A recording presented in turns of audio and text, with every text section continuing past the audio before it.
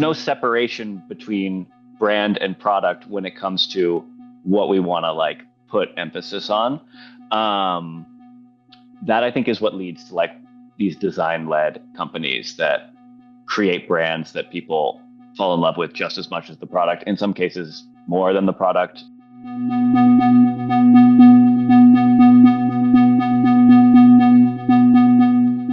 Welcome to the show, Devin. Thanks, man. Thanks for having me.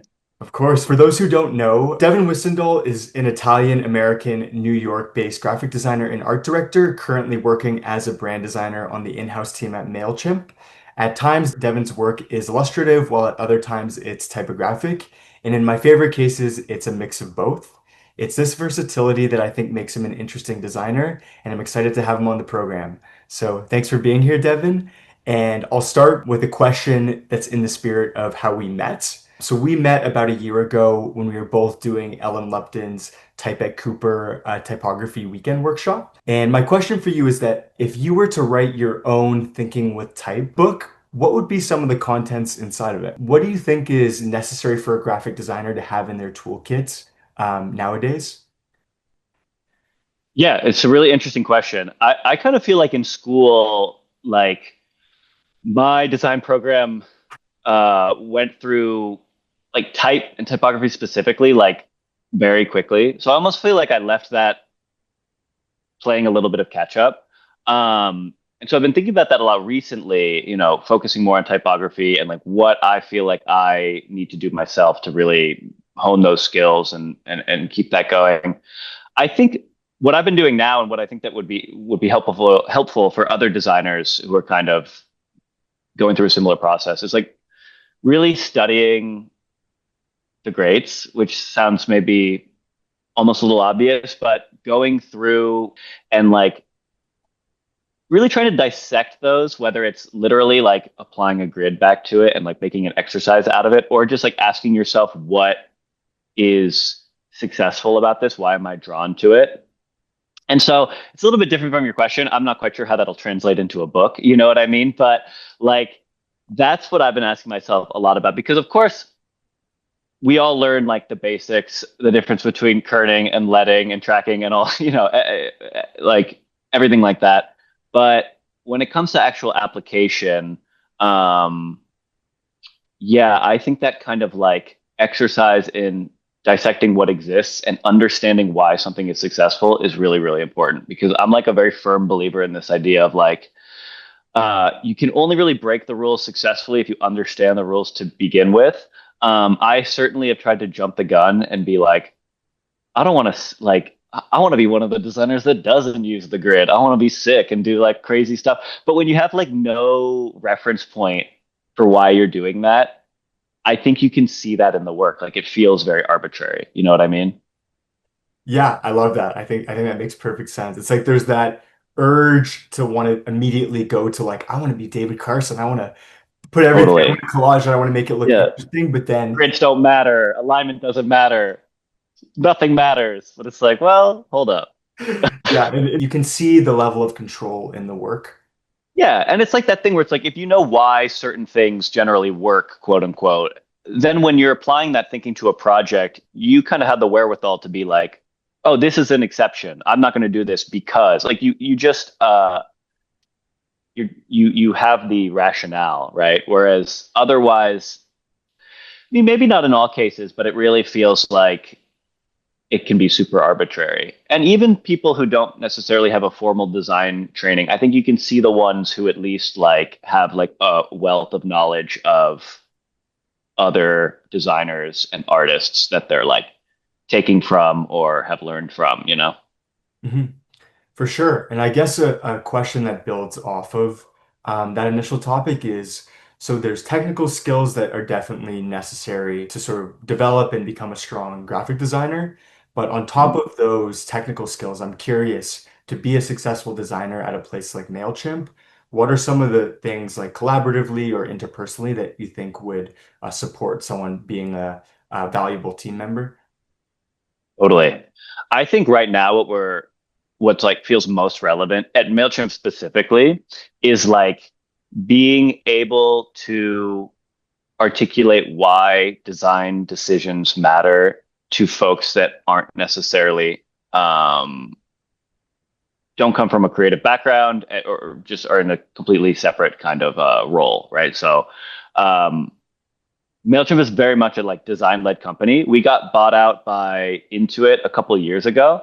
Um, and the dynamic there kind of shifted where there were a lot of folks who came from a company that it just wasn't that top of mind, you know? Um, and so there has been a lot of exercise now in being like, okay, they hired us because they acquired us because they love our brand, right? And we're still here to champion and represent that brand. Now we need to do our best to articulate why we should have that trust. You know what I mean? Like why, when they're not necessarily thinking from a design forward perspective or, putting that emphasis there, we can tell them, oh, it should be like this all we want, but until we kind of walk them through it and show the benefit of that, that's a difficult kind of it's difficult to get on the same page there. So that kind of communication and being able to like fight for your work and speak to your work and explain your design rationale to, because as designers we all get it, right? We might have different tastes, but we don't necessarily need to go quite in depth because all of us kind of are coming from that similar place of wanting to put creativity first. And when you're speaking to someone who has had a different background or isn't in that same boat, that's when you really need to like, dig deep and give a lot of context and explain and communicate exactly why you're making the decisions you are. That makes sense. When you were mentioning that the sort of typography is almost the core like infrastructure for a lot of great graphic design work, I'm Mhm. curious what studios or practitioners you think are demonstrating like a strong understanding of those skills. For sure, yeah. I think like the first studio that comes to mind is Actual Source, for kind of obvious reasons. I mean, like their print and editorial background puts type like at the forefront of so much of their work, if not all of their work. Um, and yeah, I think they do such an incredible job at like putting type forward and making it the focus, but then also leaving room for all the like incredible illustrations and graphics that they have to, and all the other content that comes with that when they're either working with like full on book design or like all the A24 work, everything that comes with that. So yeah, I have to say, anytime I like look at one of their projects, I like consider jumping over to book design or something like that, even though I don't have the skills for it. But it's really it's really sick stuff. They're such a great example. And I Yeah, met them once at an art book fair, and they were so nice. But I had a mask on, so I don't think they'd recognize me. yeah, they're good people. They're actually alum of the school I went to. So I've had a Oh chance no to way. meet Davis, and I attest, very, very nice guy. I haven't had a chance to really talk with the other partner, JP. Uh-huh. But what I can say, just observing the work from afar, is very strong. And it's like one of the Yeah, things yeah. where I agree, like when you see it, you're like, wow, I want to get into like editorial stuff. And then you open up InDesign, you try to like set a paragraph, like the way Dude, you I open, know. it's like so deceivingly more challenging than they make it look. That's another thing. It's just like the respect I have for like these type forward designers, let alone like actual like type designers, you know what I mean, is like through the roof because the precision and detail. And also just like as designers, we all know we get copy and we're like, shit, this needs to be like seven less words or seven fewer words. And there's nothing we can do about it. So it's like you have all these constraints that are really difficult to work through. And then I imagine if you put it on the scale of like a full on book, it's just like something I could never comprehend. So yeah, massive respect to anyone that can do that kind of work. Agreed. I also want to chat with you, Devin, about observations I've made about the world of branding when it comes to like tech companies. Hmm. I hear people often say that sort of the tech branding these days is almost like getting diluted, and there's almost a homogenization into like an emphasis on minimalism. But Hmm. then when it comes to a company like Mailchimp, there's sort of like a huge juxtaposition in buck to some of those like habits, and they take such a playful approach.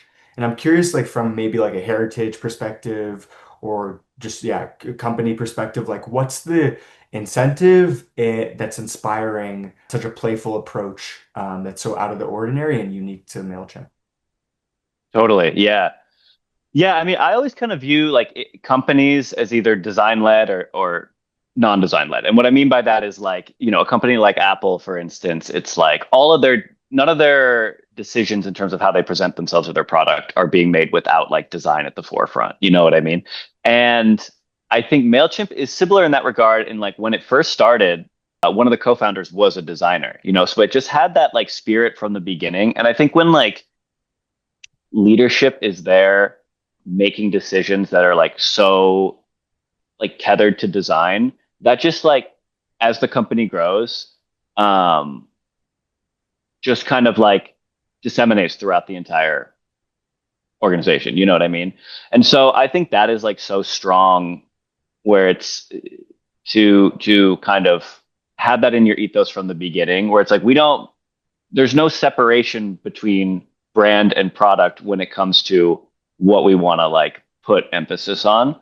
Um, that I think is what leads to like these design led companies that create brands that people fall in love with just as much as the product, in some cases more than the product. And so I think that is what like allowed Mailchimp to be in a position where it could like adopt this kind of very playful brand and like go against trends when it comes to the tech industry. And we were already a playful brand before we did our rebrand back in like I want to say 2018, somewhere around there, with the Collins work, when we became like all yellow and had all the hand drawn illustrations.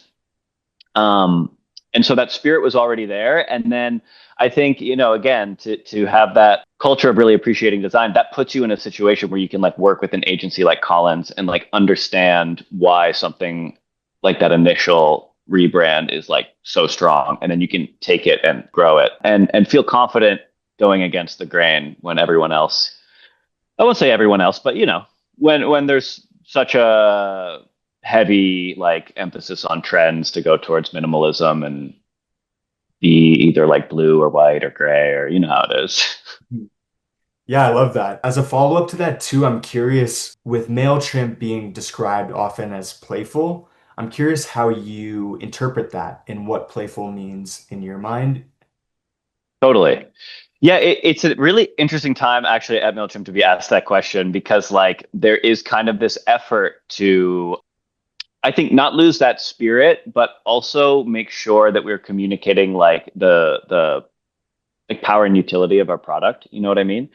It's an ongoing kind of question of like, what does it mean to be playful but also serious? We have this kind of archetype that we model the brand after, called the expert absurdist, which I think is like a very kind of helpful tool we use, where it's like we're not just playful and goofy for goofiness sake. You know what I mean? I think that would kind of like dilute the product and the mission of the company. Like we're we're playful because we are speaking to small businesses, sometimes individuals, and we want to like convey this like the excitement that exists when you're like working at a small company, starting your own thing. But it's also the effort of like you can do both at once. You know what I mean? You can be playful and then you can also have it convey this idea of like sophistication.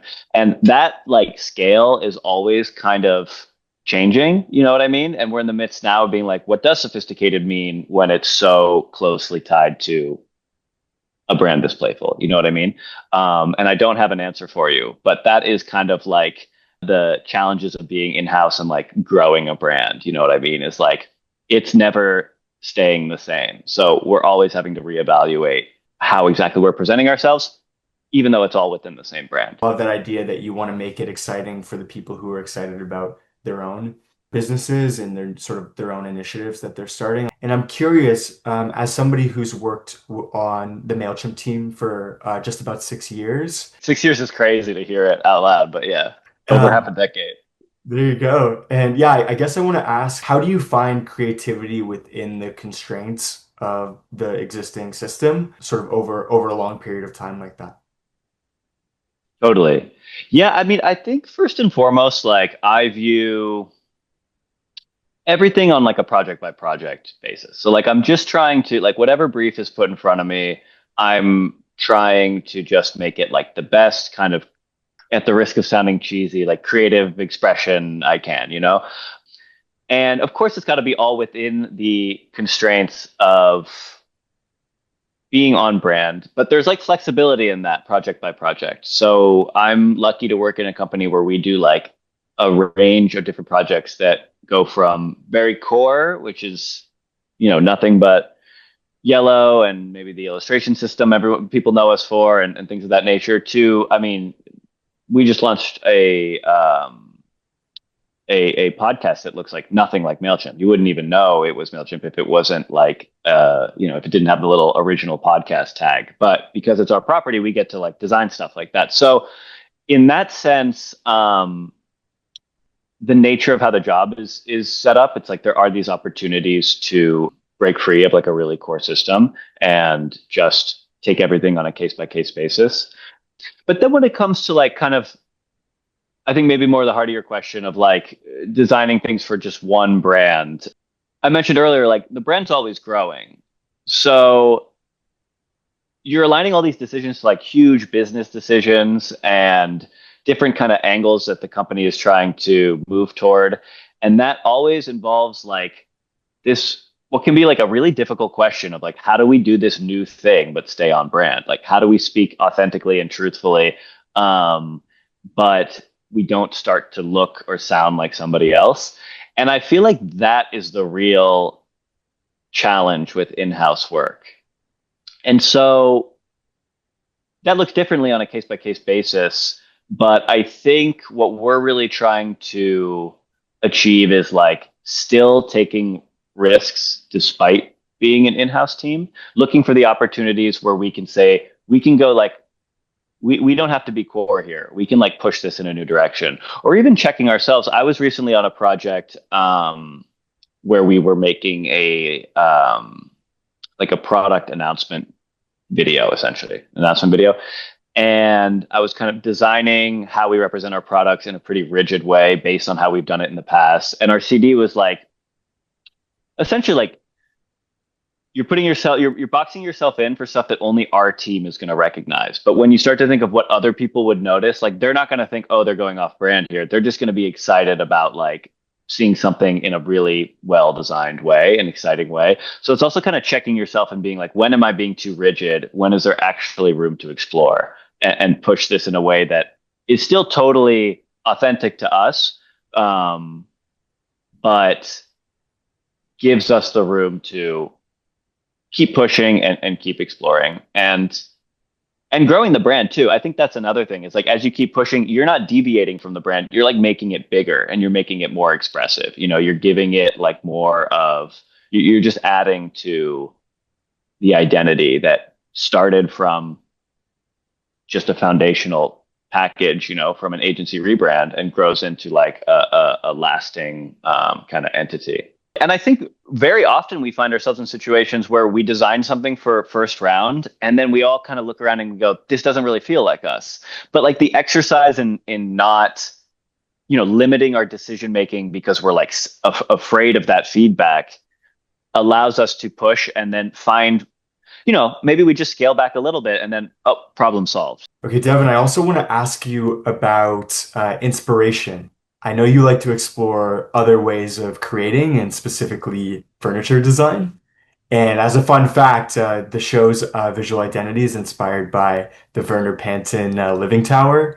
Just I'll throw that out there for anybody who's curious and wants to research. But yeah, I wanted to ask you about sort of if that work outside of specifically graphic design, but sort of creative endeavors inspires any of your graphic design work.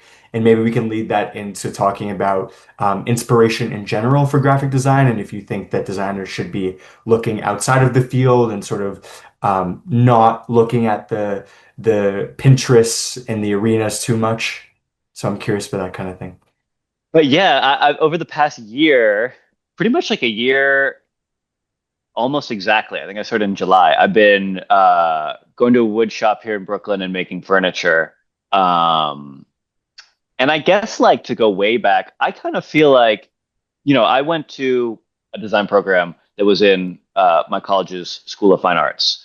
And so in many ways, it was kind of non-traditional, um, for better, for worse. But one thing that I did really appreciate is like being in the School of Fine Arts, there was like this emphasis on multidisciplinary work and like working outside your medium and not putting too strict of a definition on what it means to be a designer.